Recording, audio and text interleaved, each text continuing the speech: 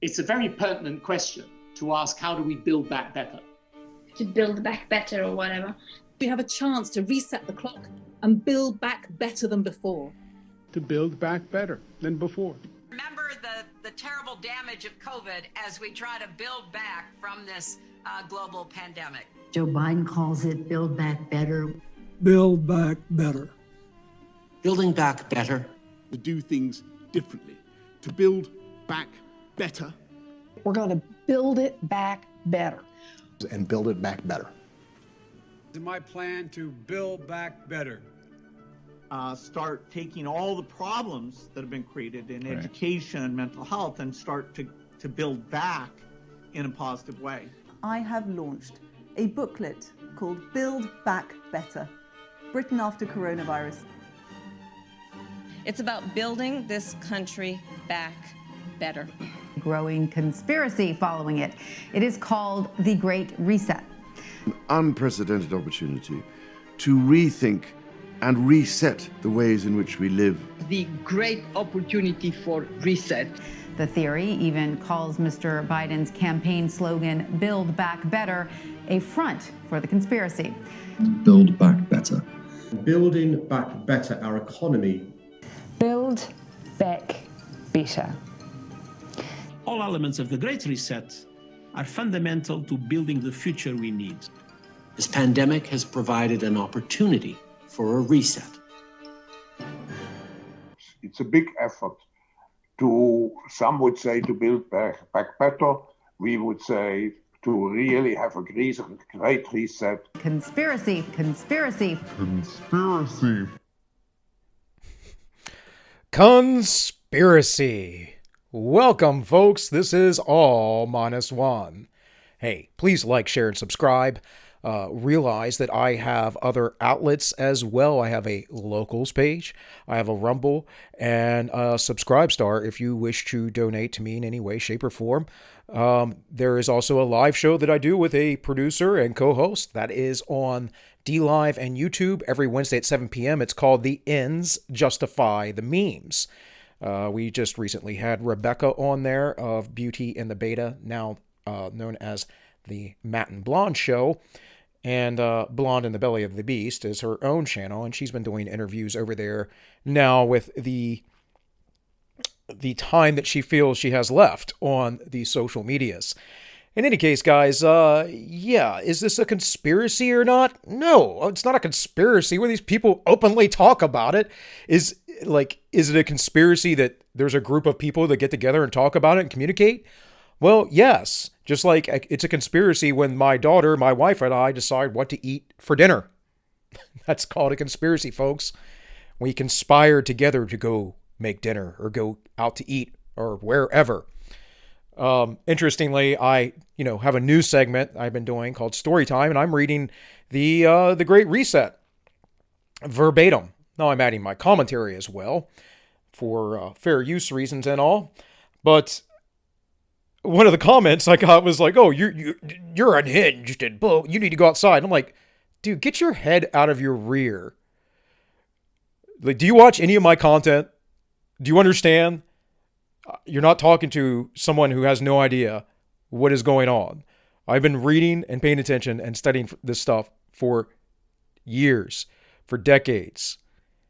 This goes way back. It has deep roots. And as far as me being inside, cooped up all the time, well, that's kind of stupid, considering I talk about, going out, living a healthy lifestyle, exercising. I fasted for 7 days the other week, right before the beginning of the new year here.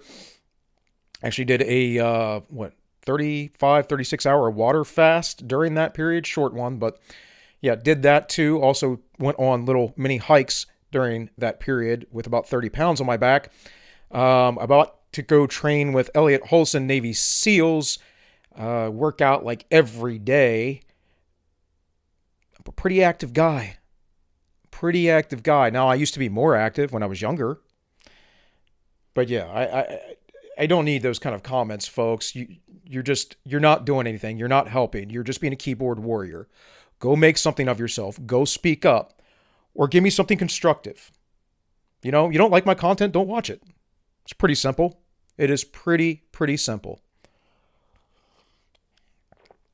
In any case, let's get into this whole thing of building back better. So today, the goal is to cover some of the agendas. Now, I'm going to look at the World Economic Forum here. This is the 2030 vision, and I'm going to explain to you very concisely, hopefully, that they have these plans all over these NGOs, and that the World Economic Forum is just the front currently, the voice currently, to lead this. And this is kind of one of the ways that they in themselves decentralize and have networks and sit there and pretend like, oh no, it's not some great conspiracy. We see how there's all these experts that think that this is the way the world needs to go. Folks, centralization is never, ever good. Centralization creates slavery. We are already all debt slaves. We do not need to be even more enslaved to the global powers.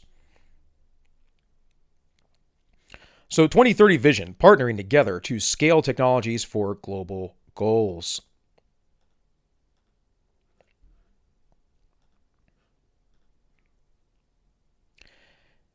This is the 2030 Agenda for Sustainable Development, set out 17 global goals to facilitate equal, sustainable, and inclusive growth across the world while promoting peace.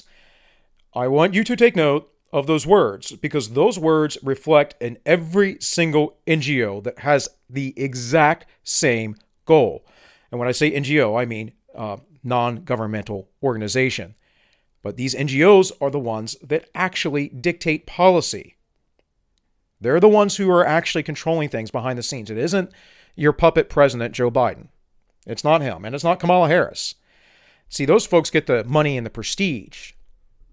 But the folks behind the scenes are the one dictating how things are to operate. And folks, it is not for your benefit or your good. I can tell you that. And it's not for national sovereignty. It says, yet progress towards delivering many of these goals is far off track. And in some areas, progress is going backwards. Now, I read from Klaus Schwab's Great Reset the other day, and he was talking about things like national sovereignty, nationalism. They're the same thing, folks. How that was bad and that we were going backwards. No matter what, the goal of all of these folks is to get rid of national sovereignty. We will merely become territories. That's why it was such a big deal that the UK left the EU. Brexit was a huge deal because the EU was essentially dictating to them how they must live. And it was never meant to do that. And that's always what they say. Hell, that's what our Constitution said originally. If you ever took the time, which you should, to read the Federalist and the Anti-Federalist papers, I will probably return to those some days. In the past, earlier on in this channel, I've only been at this for about 6 months, guys, but I do put out a good bit of content. Earlier on, I was covering more historical perspectives of the day of classically liberal-minded folk.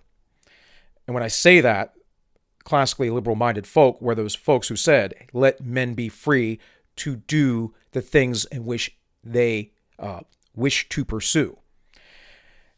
The authoritarians are the leftists. They always have been. And what they say is let me make a slave of you and then share everything. So one person can't be richer than the other, or one person can't be more successful than the other. And therefore, we are all equal, and that somehow is good. I don't want to be equal to you. I want to be unique. I want to be better at some things and worse at others. That's what I want. I want to be my own individual soul. I don't want to be a collective hive mind. Unlocking the potential opportunity for technology to make the global goals a reality over the next 10 years requires a system-level change in priorities and significant challenges to be overcome. We need to embrace innovation, not only in the development of new technologies, but also in how we do things. This includes new business models, platforms, and ecosystems, marketplaces, digital commons, public and private collaborations, and incentives to ensure solutions are applied to solving our greatest social and environmental problems. No, we don't need any of this. We need the system to organically grow as it does, as it always has. Because when you start dictating, when you start over planning, you start over focusing and collaborating and saying, this is the way it's going to go, you are engineering weakness into the system. This is historically and philosophically correct. This is the way it works. This is psychologically correct. Have you ever gone through some sort of mental breakdown, a terrible time in your life, an identity crisis? I've personally experienced this. It was more than 10 years ago, but I certainly experienced this. You do that. You go through that psychologically, spiritually, because you haven't diversified yourself. You're a one-trick pony. And in my circumstance, that one trick was I was dad. I was dad. I had stepkids. I was dad. I didn't know what to do. I know that I was in a very poor marriage that was just very traumatic and not good. And I was not being a good dad anymore because I didn't have the emotional wherewithal to go about and do that. I was depressed quite often. So I changed my life with that and, tried to leave an opportunity to reconcile, but that did not work out. And the first thing that she did, which I knew she would, was take the kids that I raised for 8 years away from me. And that made it difficult for me to know what to do. And I turned elsewhere. I turned to my own social life. And I shouldn't have done that. I should have focused more on my daughter. Although I did focus on my daughter and did have custody of my daughter and whatever else. But again, those are my sins. Those are the things that I've gone through. Those are my challenges. And what I'm trying to tell you is that's because I had allowed myself to be broken down into a singular thing. See, I had become a slave, if you would, because the only time you do not want to have someone diversified, you don't want them to be a polymath, to think multi-dimensionally, to be skilled in various fields, is when you wish to enslave them, when you wish to break them down. And that's why I don't like centralized planning. And that's why I think that these things should grow organically instead of being directed from the top down.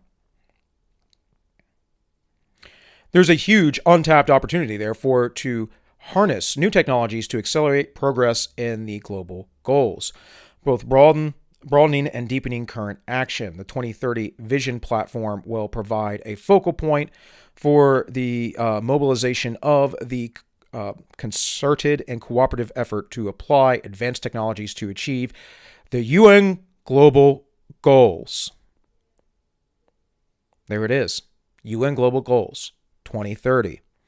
Building on the call from the UN high-level plan on digital cooperation for multi-stakeholder approach that brings together technology companies, government, civil society, and international organization leaders to collaborate on the responsible deployment of new technologies to deliver positive impact. And this he gets into with the fourth industrial revolution and the idea of chipping everyone and having everyone interconnected and having a cashless society.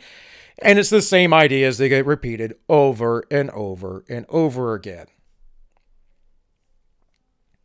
Look, folks, you either are a slave to this world or you are a slave to the highest of powers, and that is God.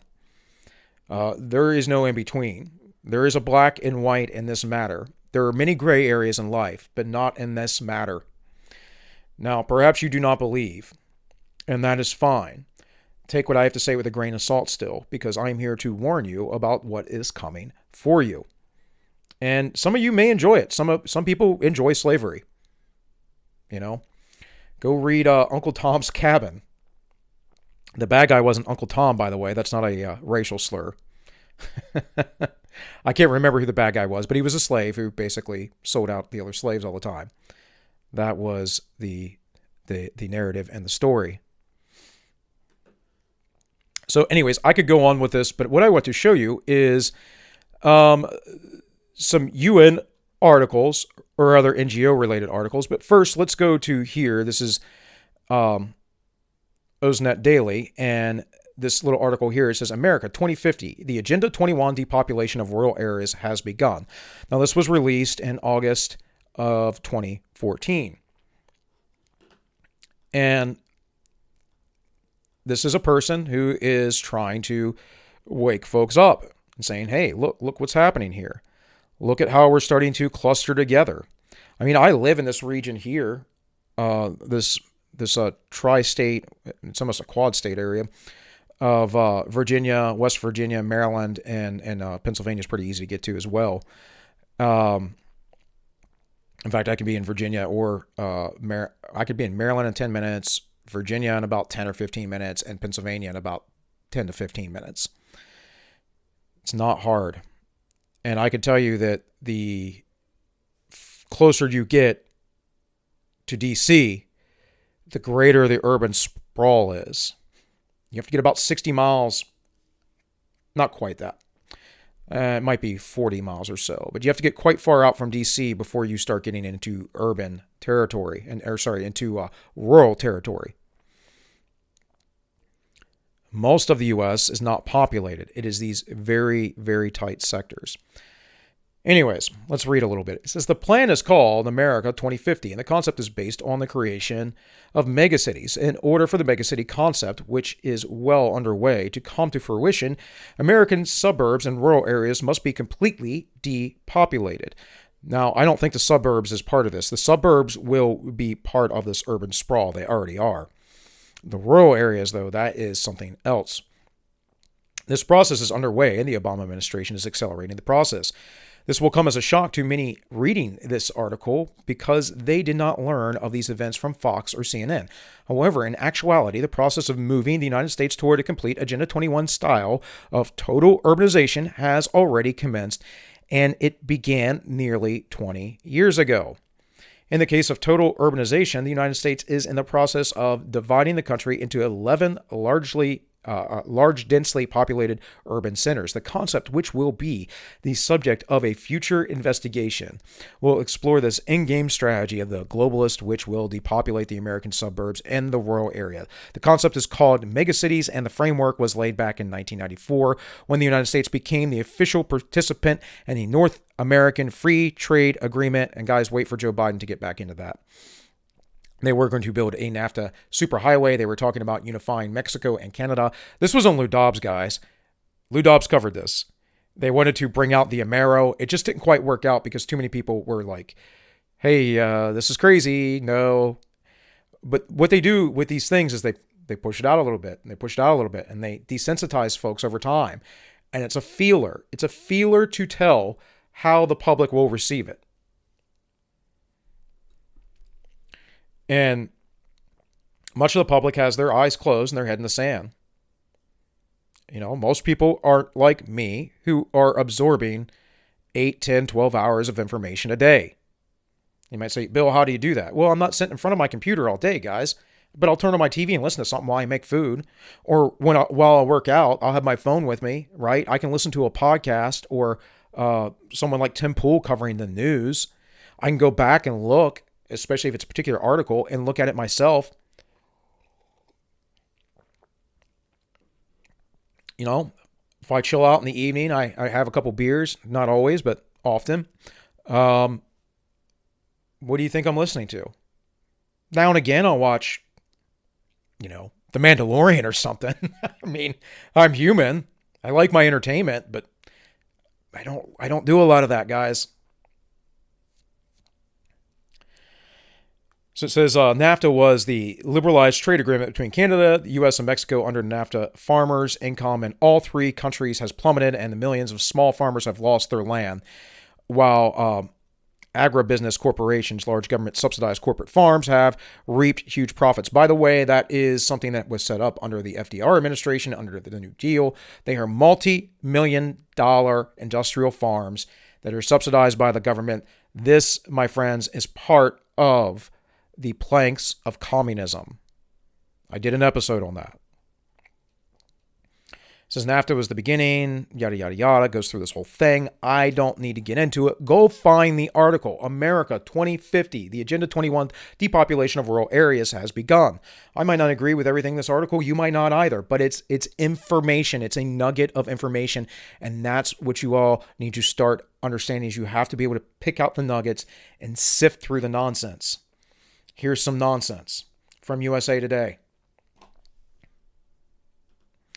This is fact check. UN Agenda 21 2030 New World Order is not a real document. Okay. This was from July 23rd, 2020. Now, why were people talking about this? I can tell you why they were talking about it, because the Great Reset stuff, the Davos agenda. That's why. Because of videos like this one I just played you. And some people, I watched a Great Reset video the other day on YouTube, and it was like completely benign, and they were like, oh, this is great. This seems awesome. I'm like, no, dude, not awesome. Like, do you understand economics? The reason why the world is so economically screwed up is because people keep messing with it from the center.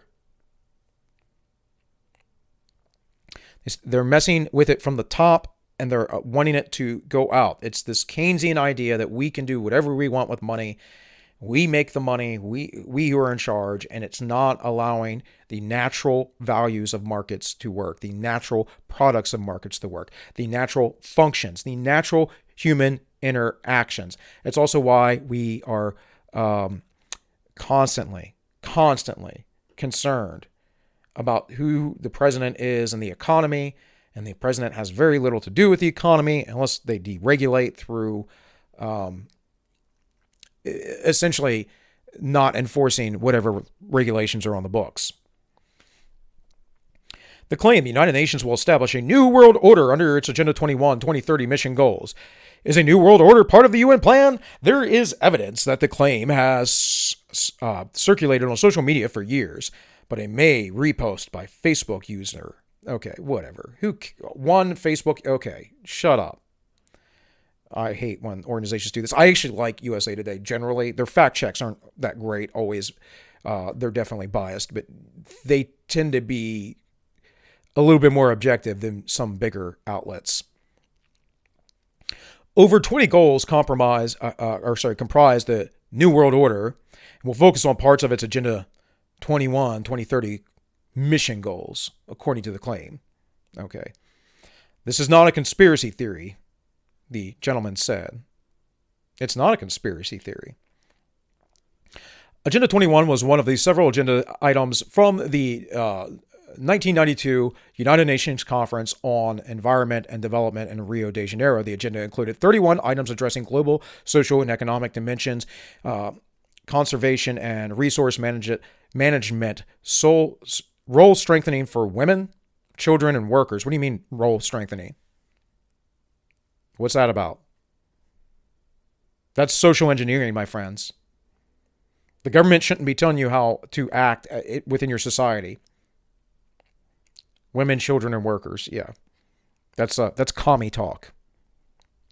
As well as proposed methods of implementation.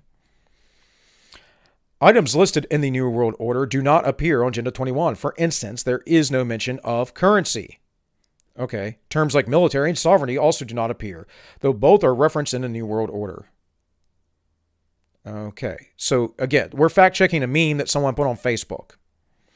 However, there are brief mentions of some of the items from the claim. The term central banking is present. Yeah. The capacity to build in developing countries is not described as world central banking. Okay, whatever. We already have that. It's called the Federal Reserve Bank. It is the standard for the world. You know, we did that with Bretton Woods after World War II, and then we got rid of the Bretton Woods standard so we could just have plain old fiat currency, and we're hyperinflating right now. You have to weave together the nuggets. And this person goes, oh, no, it can't happen here. They probably want this agenda, though, too. They probably believe in it. I've talked to people that argue for this stuff. And they're like, well, people are stupid. You know, you have to control them. I'm like, yeah, people are stupid. But no, controlling them is actually slavery. You fool. It's slavery. I don't find that that sits well with me morally. I'm not here to tell you how to live your life. I'll give you advice. I'll give you suggestions, but I'm not going to do it. I'm not going to beat you up and make you do it. I'm not going to throw you in jail. I'm not going to shoot you.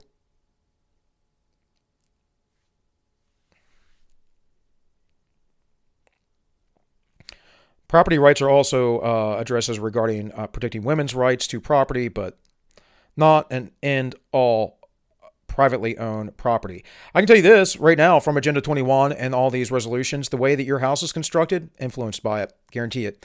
The way that you have zoning laws in many of your counties and cities, influenced by it, 100%.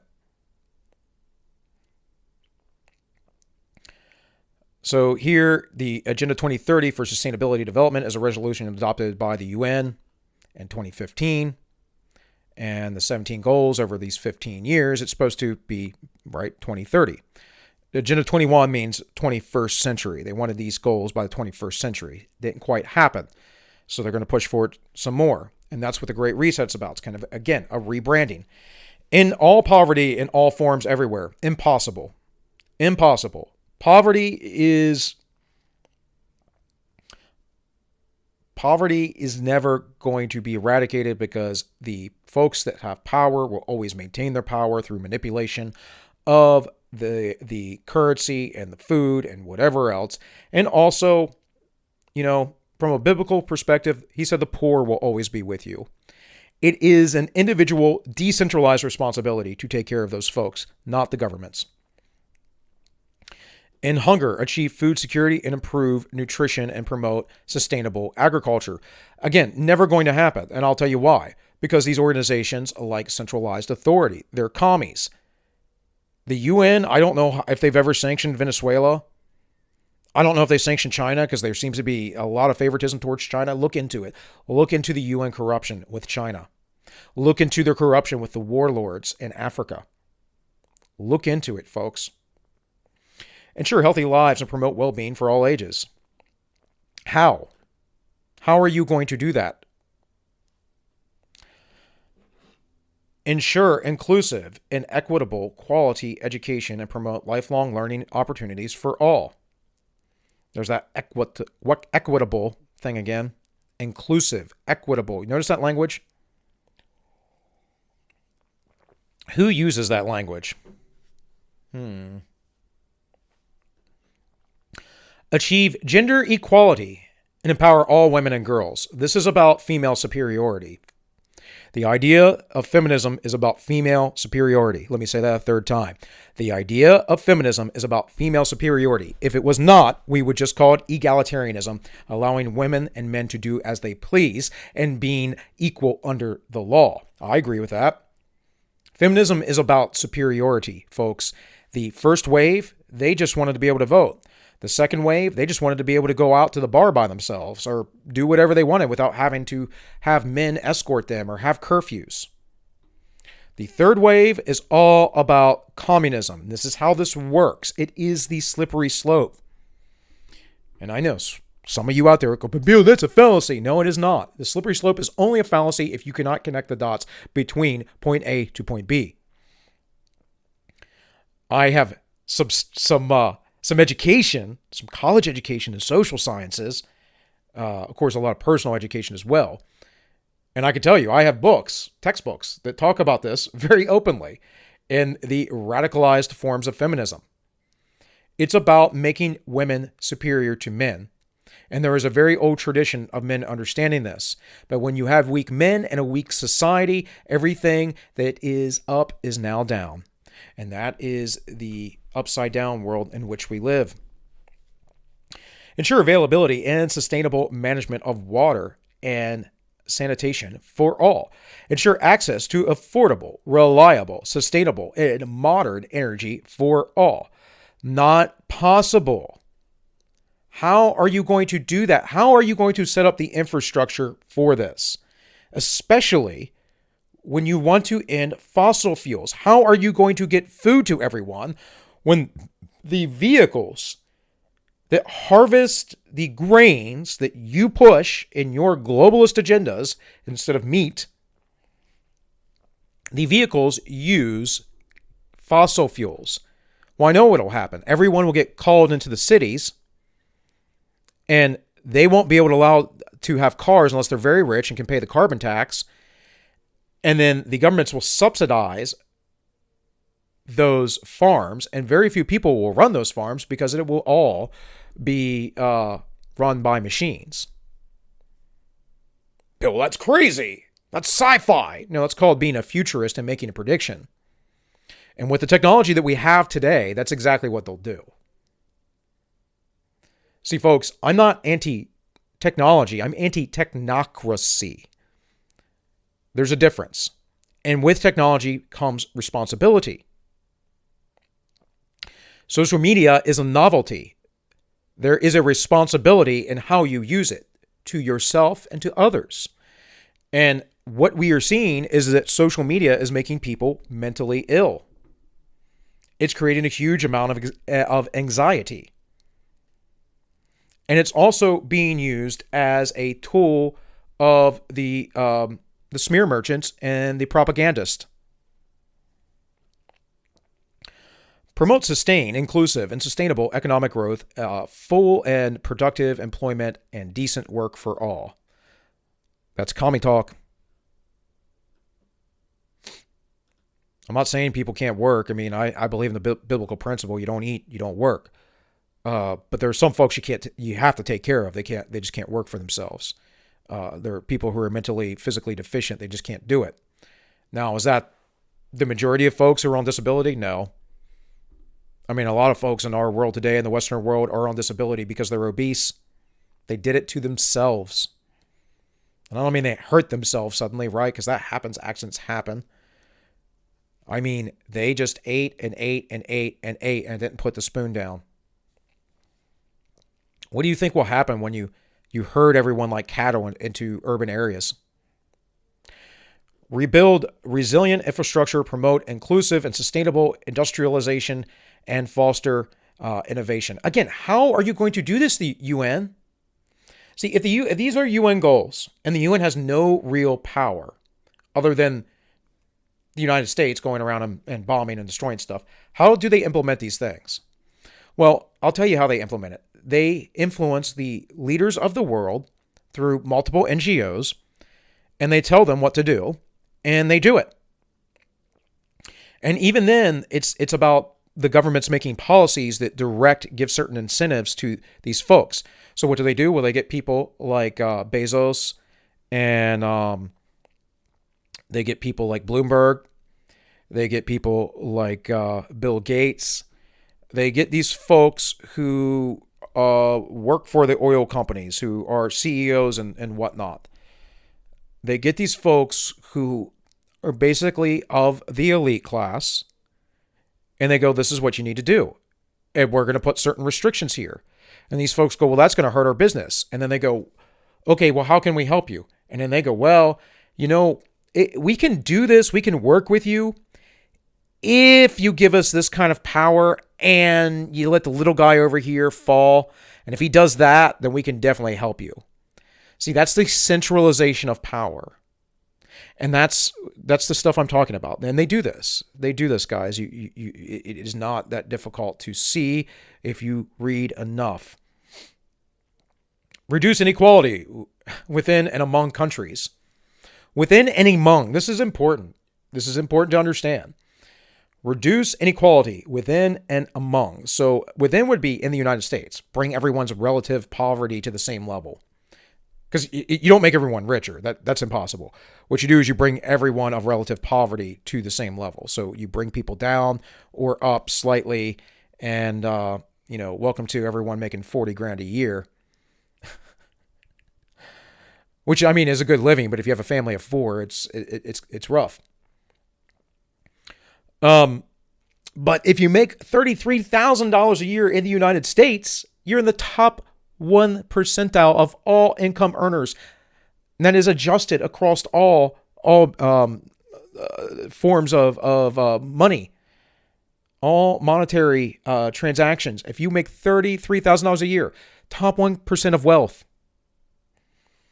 You know, in the United States, what the top 1% of wealth is, it kind of depends on the city because of your cost of living, but it's somewhere between, you know, $300,000 to $450,000 a year.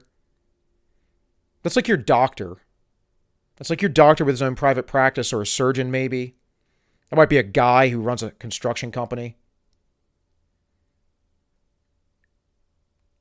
Like builds local homes or whatever.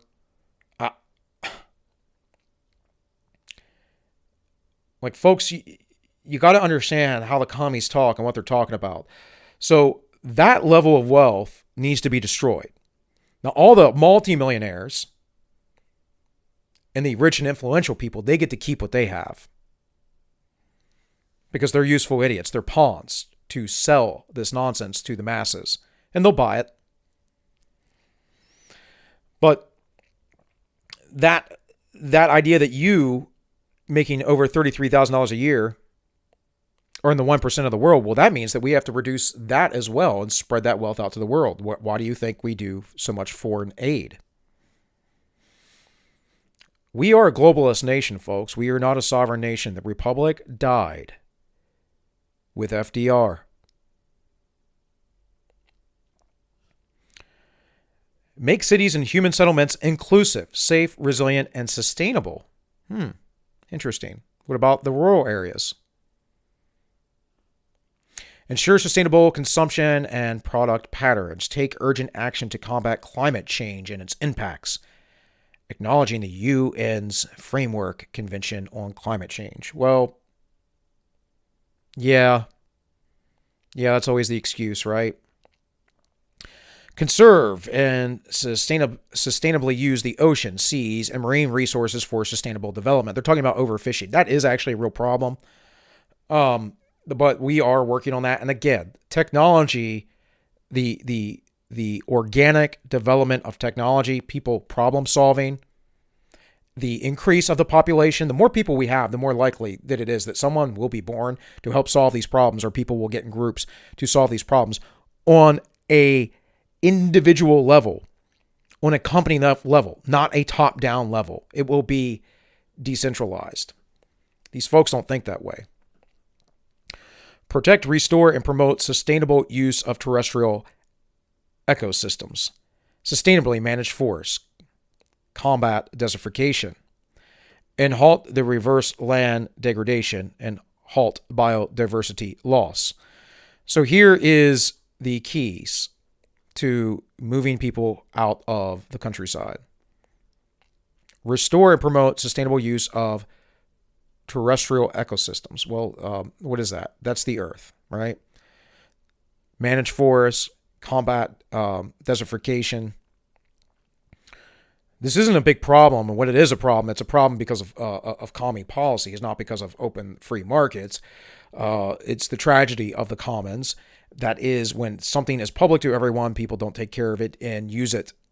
They deplete the resources immediately. Why? Because there's an incentive there to get as many resources as possible. By the way, all of the folks that complain about the Amazon rainforest being burned down, well, guess what happens when why it's burned down? It's burned down for farming.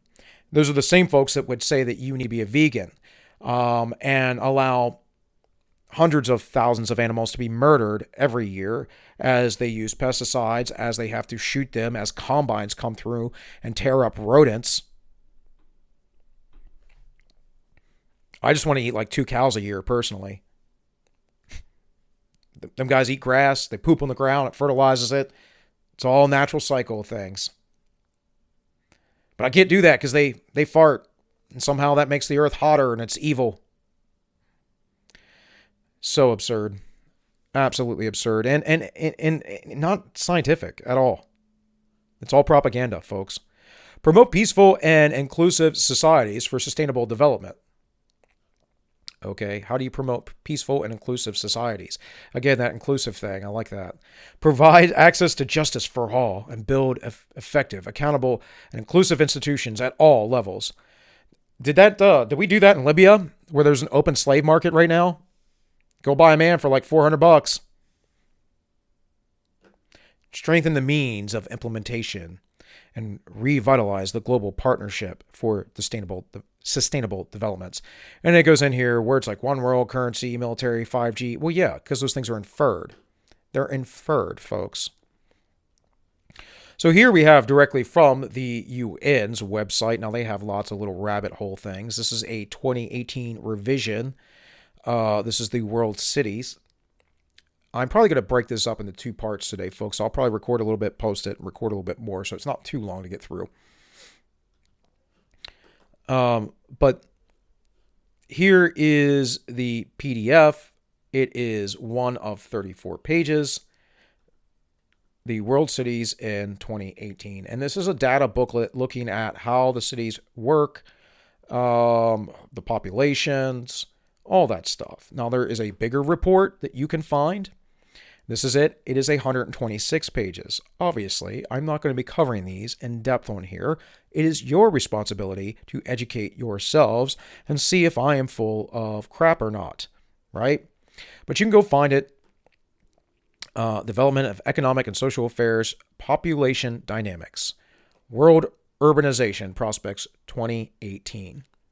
And there's several other PDFs here. There are highlights and whatnot. But I do want to read just a little bit of it to you.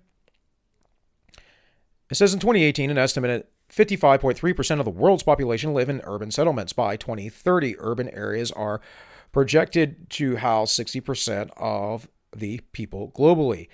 And 1 in every 3 people will live in a city with at least 500,000 inhabitants. Well, that's on them, naturally moving there. I think you're insane if you want to do that, especially with the current lockdowns and authoritarian governments and on all levels. Understanding the key trends in urbanization likely to unfold over the coming years is critical to the implementation of the 2030 Agenda for Sustainable Development, including Sustainable Development Goal 11, to make cities and human settlements inclusive, safe, resilient, and sustainable. How do you do all that? Well, you create a technocracy inside the city. You use Klaus Schwab's Fourth Industrial Revolution. So the data booklet highlights current and future trajectories of populations in cities around the globe, drawing on population estimates and projections. So the real purpose of this, right, is simply a matter of defining what a city is, looking at projections of population movement and growth over time. This is similar to the map I'd shown you before, showing you how people are moving out of cities, but they never focus on those rural areas. And when they do, they don't talk about it openly. They talk about farming. They talk about sustaining the ecosystem. They talk about all kinds of stuff, but they don't talk about what they will end up doing to those areas or the people in those areas. They don't care about them. In 2018, 1.7 billion, 23% of the world's population, lived in a city with at least 1 million inhabitants.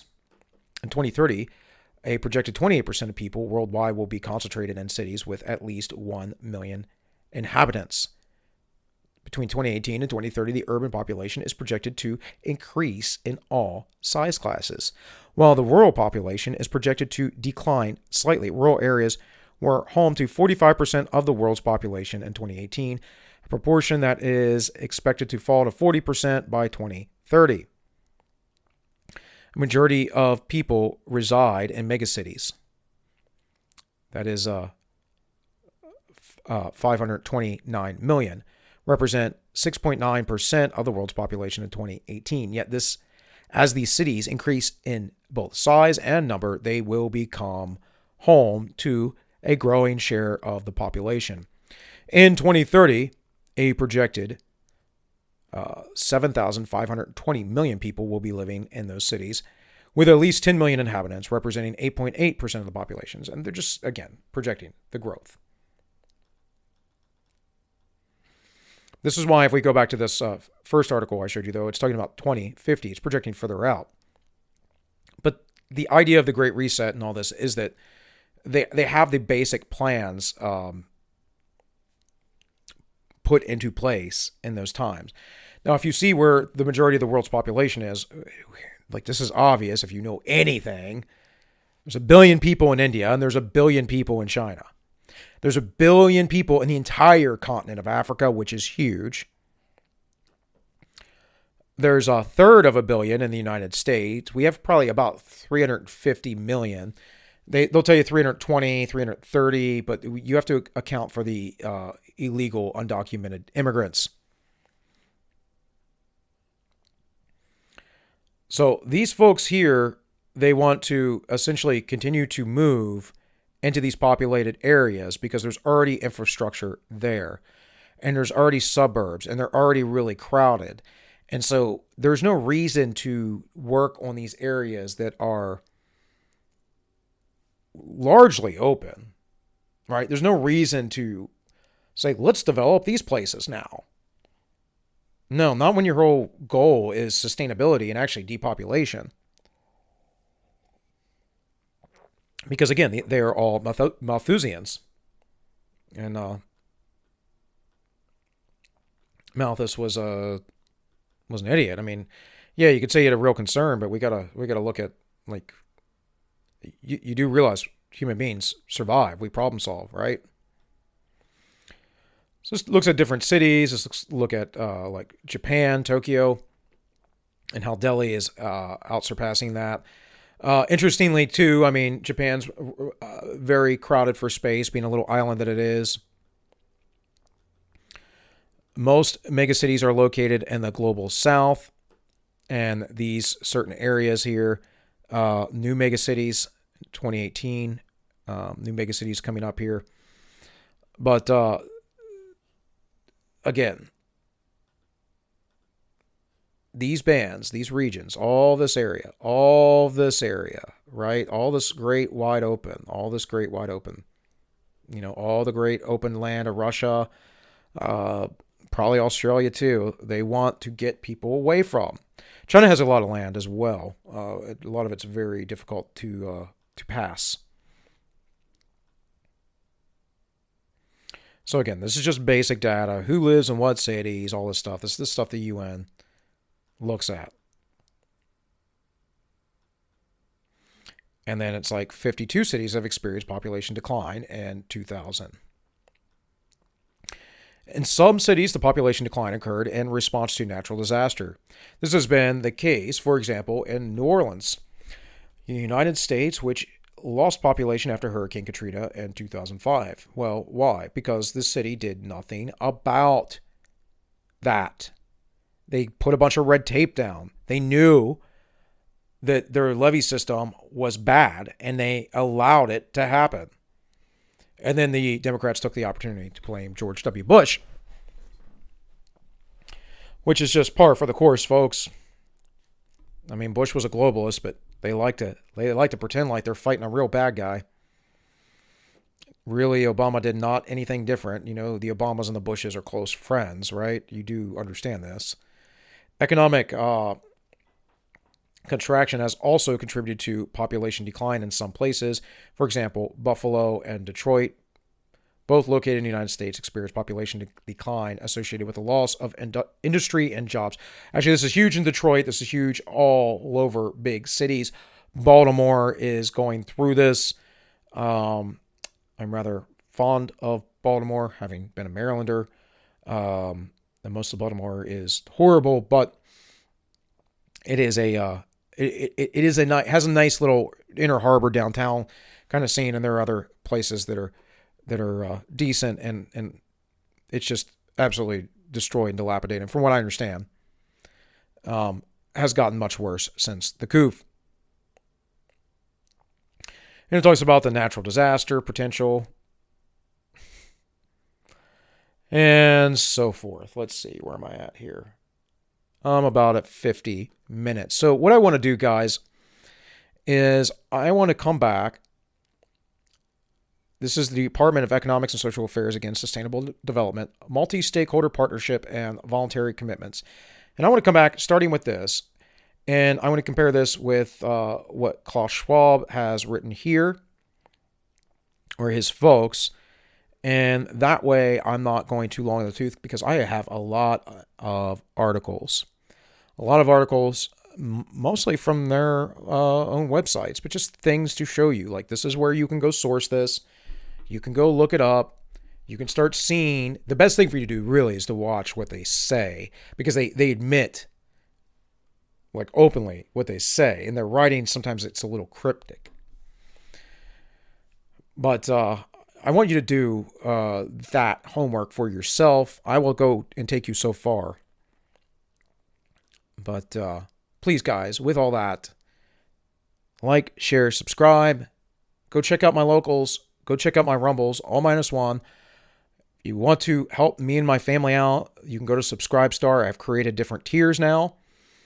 I probably won't post over there much, but I might make some special content for you all. If you, one of the subscriber tiers, I suggested doing an AMA. You can go over to DLive and watch my live show every Wednesday, or on YouTube, Wednesday, 7 p.m. Eastern. We do a live show, The Ends Justify the Memes. We just did one with Rebecca from Beauty in the Beta, or now rebranded as the Matt and Blonde Show. I'm going to have some other alt tech things going on. I kind of have them set up, just haven't uploaded to them yet. So look forward to that. I'll have the links in the description. Guys, with all that said, this has been All -1. And, hey, you all, be well.